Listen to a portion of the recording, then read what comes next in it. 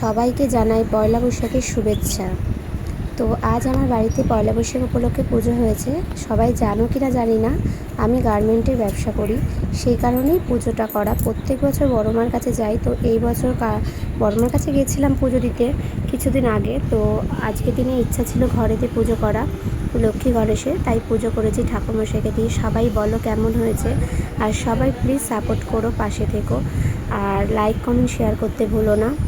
তো সবাই বলো কেমন হয়েছে আমার এই লক্ষ্মী গণেশ পুজো করেছি দেখো, আর প্লিজ সবাই সাপোর্ট করো। ভিডিওটা কেউ স্কিপ করে যেও না, পুরোটা দেখো আর প্লিজ সবাই।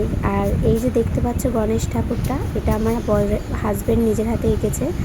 এই ওম নমঃ শিবায়, সেটাও আমার হাজব্যান্ডের নিজের হাতের আঁকা। এবং শিব